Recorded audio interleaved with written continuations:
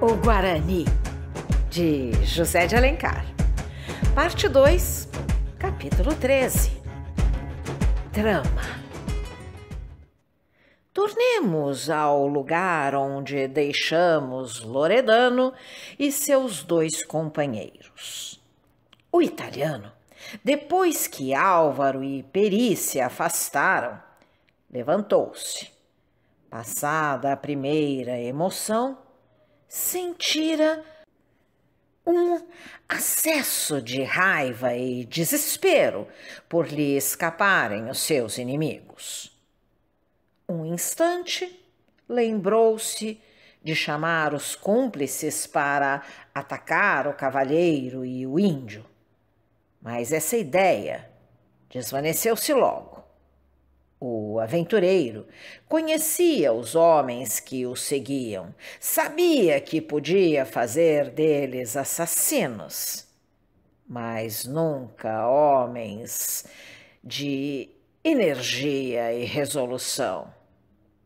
Ora, os dois inimigos que tinha a combater eram respeitáveis. E Loredano temeu comprometer ainda mais a sua causa, já muito mal parada. Devorou, pois, em silêncio, a sua raiva e começou a refletir nos meios de sair da posição difícil em que se achava. Neste meio tempo, Rui Soeiro e Bento Simões vinham se aproximando, receosos do que tinham visto e temendo o menor incidente que complicasse a situação. Loredano e seus companheiros olharam-se em silêncio um momento. Havia nos olhos destes últimos uma interrogação muda e inquieta, a que respondia perfeitamente o rosto pálido e contraído do italiano. Não era ele, murmurou o aventureiro com a voz surda. Como sabeis? Se fosse, acreditais que me deixasse a vida? É verdade. Mas quem foi então? Não sei. Porém, agora pouco importa. Quem quer que fosse, é um homem que sabe o nosso segredo e pode denunciá-lo se já não o fez. Um homem? Murmurou Bento Simões, que até então se conservava silencioso. Sim, um homem. Quereis que fosse uma sombra? Uma sombra não, mas um espírito, acudiu o aventureiro. O italiano sorriu de escárnio. Os espíritos têm mais que fazer para se ocuparem com o que vai por esse mundo. Guardai as vossas abusões e pensemos seriamente no partido que devemos tomar. Lá, quanto a isso, Loredano, é escusado, ninguém me tira que anda em tudo isso uma coisa sobrenatural. Quereis calar-vos, estúpido Carola? Replicou o italiano com impaciência. Estúpido? Estúpido sois vós, que não vistes, que não há ouvido de criatura que pudesse ouvir as nossas palavras, nem voz humana que saia da terra. Vinde, e vou mostrar-vos se o que digo é ou não é verdade. Os dois acompanharam Bento Simões e voltaram à Touça de Cardos, onde tivera lugar a sua entrevista. Ide, Rui, e falai à goela despregada para ver se Loredano ouve uma palavra sequer. Com efeito, a experiência mostrou-lhes o que Peri tinha conhecido. que o som da voz, entaipado dentro daquela espécie de tubo, se elevava e perdia no ar, sem que dos lados se pudesse perceber a menor frase. Se, porém, o italiano se tivesse colocado sobre o formigueiro que penetrava até o chão, onde há pouco estavam sentados, teria tido a explicação da cena anterior.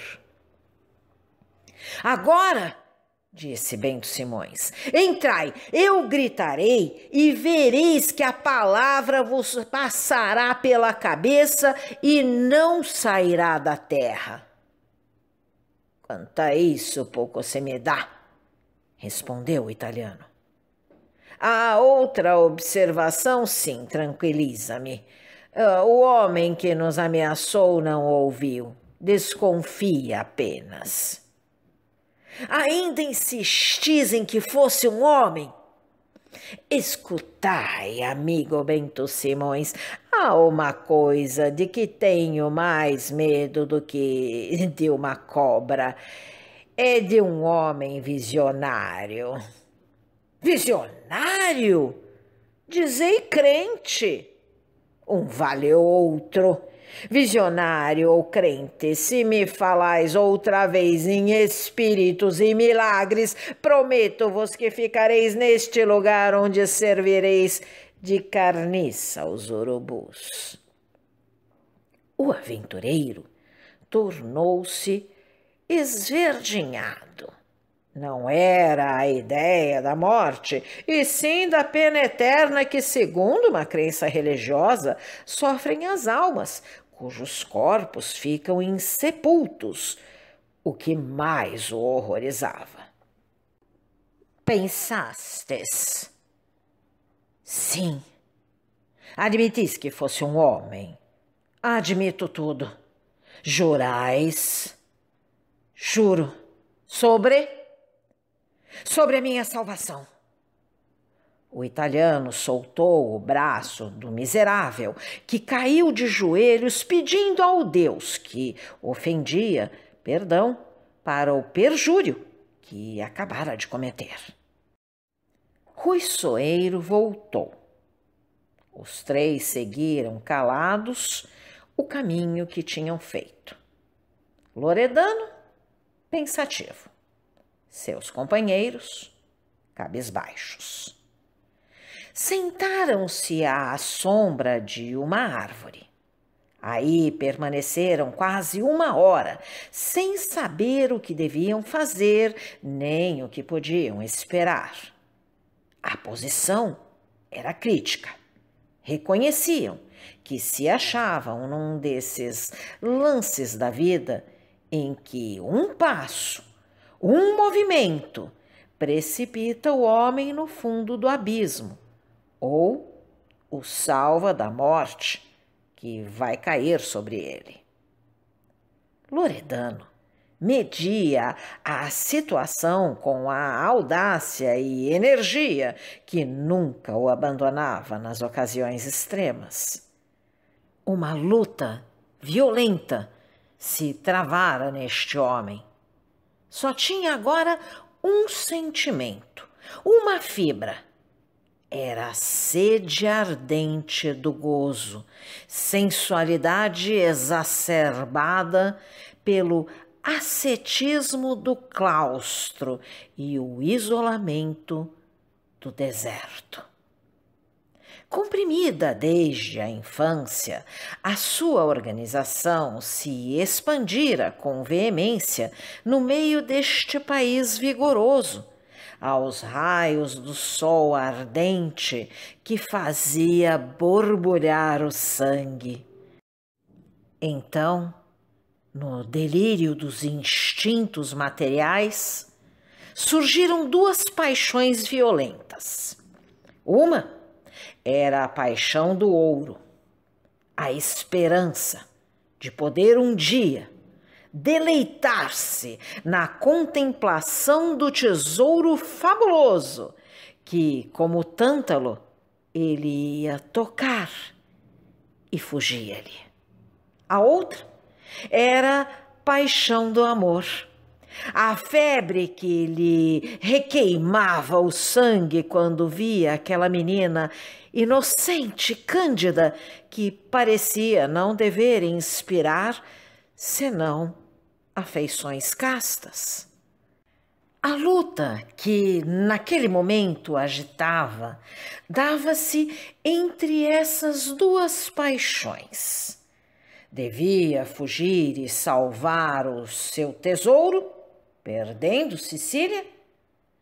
Devia ficar e arriscar a vida para saciar o seu desejo infrene. Às vezes, dizia consigo que bastava-lhe a riqueza para poder escolher no mundo uma mulher que amasse. Outras, parecia-lhe que o universo inteiro sem Cecília ficaria deserto e inútil lhe seria todo o ouro que ia conquistar. Por fim, ergueu a cabeça. Seus companheiros esperavam uma palavra sua como o oráculo do seu destino. Prepararam-se para ouvi-lo. Só há duas coisas a fazer: ou entrarmos na casa ou fugirmos daqui mesmo. É preciso resolver. Que pensais vós? Eu penso, disse Bento Simões, trêmulo ainda, que devemos fugir quanto antes e andar dia e noite sem parar. E vós, Rui, sois do mesmo aviso? Não.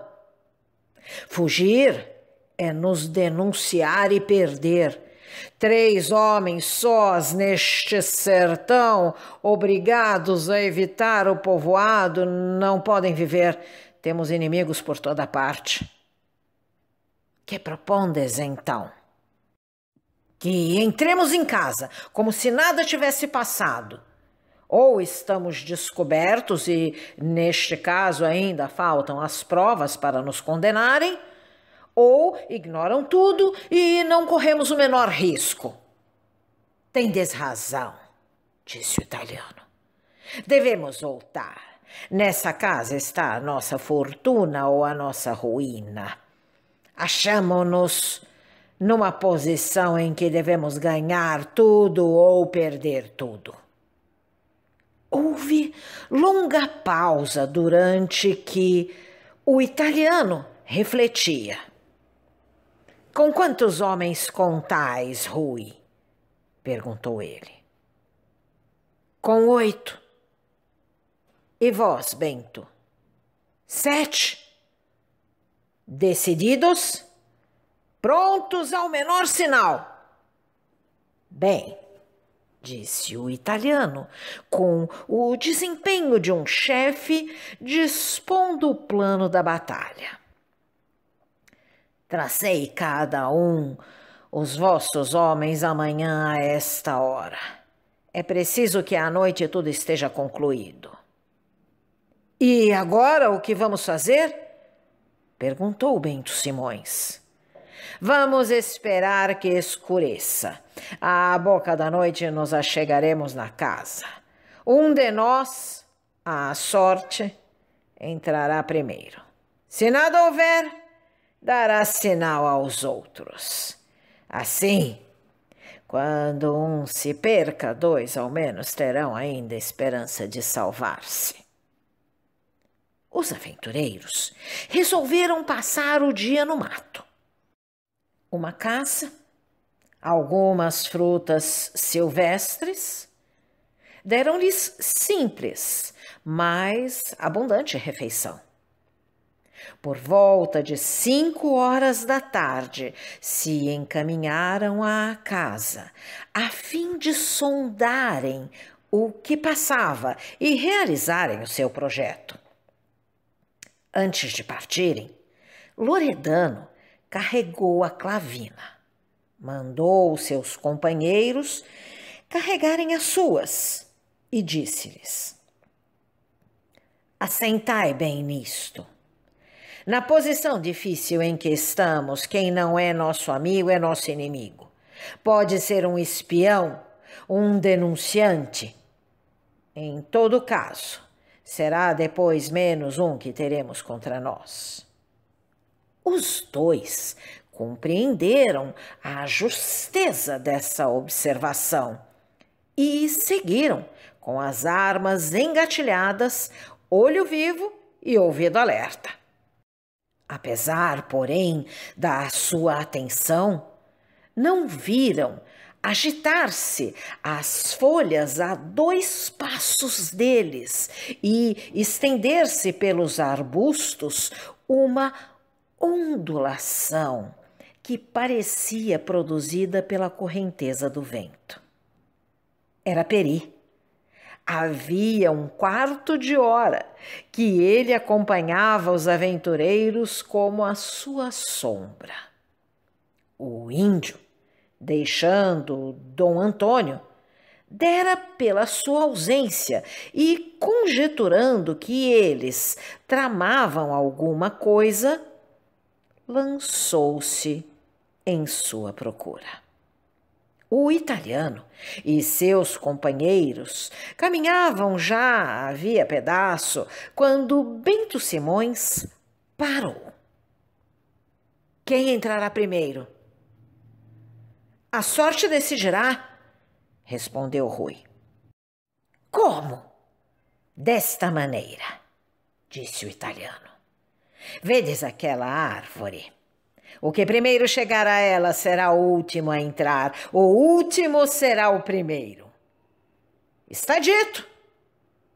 Os 3 meteram as armas à cinta e prepararam-se para a corrida. Pery, ouvindo-os, teve uma inspiração. Os aventureiros iam separar-se. Como Loredano, ele também disse consigo: o último será o primeiro. E tomando 3 flechas, esticou a corda do arco. Mataria os aventureiros sem que um percebesse a morte dos outros. Os 3 partiram, mas não tinham feito uma braça de caminho quando Bento Simões, tropeçando, foi de encontro a Loredano e estendeu-se no chão ao fio comprido do lombo. Loredano soltou uma blasfêmia. Bento gritou misericórdia. Rui, que já ia adiante, voltou julgando que alguma coisa sucedia. O plano de Pery tinha gorado. Sabeis, disse Loredano, que no páreo perde aquele que se deixou cair. Sereis o primeiro, amigo Bento. O aventureiro não tugiu. Pery não perdera a esperança de lhe deparar a fortuna outra ocasião favorável para realizar o seu projeto. Seguiu-os. Foi então que de longe, por baixo das árvores, avistou Álvaro na mesma direção em que iam os aventureiros. Despedindo uma seta por elevação, dera ao cavalheiro o primeiro sinal e os outros que o fizeram afastar-se. Deixando Álvaro, a intenção do índio era atalhar os aventureiros, esperá-los junto à cerca e, quando eles se separassem para entrar um a um, matá-los. Mas uma fatalidade parecia perseguir o índio e proteger seus inimigos. Quando Bento Simões, destacando-se dos companheiros, entrou à cerca, Peri ouviu, naquela direção, a voz de Cecília, que voltava do passeio com seu pai e sua prima. A mão do índio, que nunca tremera no meio do combate, caiu inerte. Escapou-lhe o arco, só com a ideia de que a seta que ia atirar pudesse assustar a menina, quanto mais ofendê-la. Bento Simões passou incólume. Se você gostou desse áudio, deixe seu like, compartilhe, deixe também seu comentário e se inscreva no canal, ativando o sininho para ser avisado dos próximos vídeos. Um grande abraço e até a próxima!